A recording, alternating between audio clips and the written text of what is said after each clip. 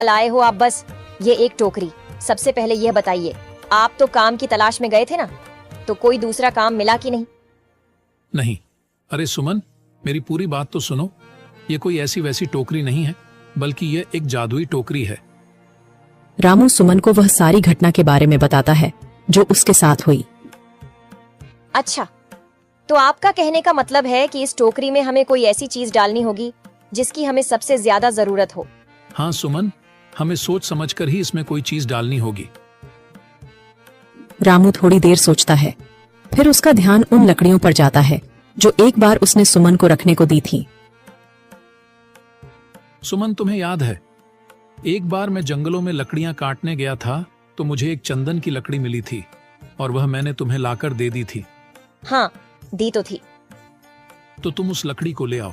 हम उस चंदन की लकड़ी को ही इसमें डालेंगे और उस लकड़ी से अपना एक व्यापार शुरू करेंगे। सुमन चंदन की लकड़ी को ले आती है और उसे टोकरी में डाल देती है। वह जैसे ही चंदन की लकड़ी उस टोकरी में डालते हैं, उसमें कई सारी लकड़ियां आ जाती हैं। अरे वह, यह तो चमत्कार ही हो गया। ये देखिए, कितनी सारी चंदन की लकड़ियां हो गई।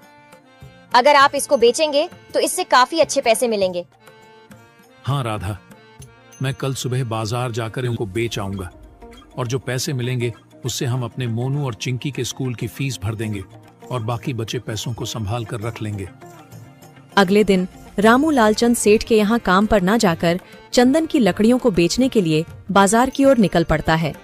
वहाँ पर रामू चंदन की लकड़ियों को बहुत ही कम दामों में बेचा, जिसकी वजह से आम लोगों के साथ साथ बड़े व्यापारियों ने भी रामू से चंदन की लकड़ियां खरीदी। लकड़ियों को बेचकर रामू को काफी अच्छे पैसे मिले। पैसों को लेकर चंदन घर आ जाता है। ये देखो सुमन, उन लकड़ियों को बेचकर मुझे कितने सारे पैसे मिले हैं। ये लो कुछ पैसे, इससे तुम कल मोनू और चिंकी के स्कूल की फीस भर देना। अच्छा, तो मैं काम पर जाता हूँ। अजी, आपके पास तो अब यह जादुई टोकरी है, तो अब आपको उस सेठ लालचंद के यहाँ काम करने की क्या जरूरत है?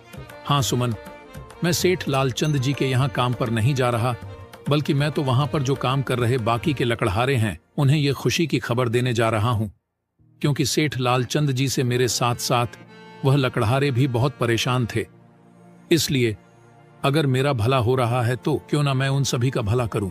वह सभी बहुत ईमानदार लकड़हारे हैं, वह सभी बहुत मेहनत से काम करते हैं, मगर लालचंद ने कभी भी उनको उनकी मेहनत के सही पैसे नहीं दिए। इसलिए मैंने सोचा है क्यों ना मैं उनको अपने इस काम में शामिल कर लूं। हाँ जी, बात तो आपकी बिल्कुल सही है। अगर आप सभी लोग एक साथ मिलकर काम करेंगे तो हम सब बहुत जल्द ही तरक्की हासिल कर लेंगे।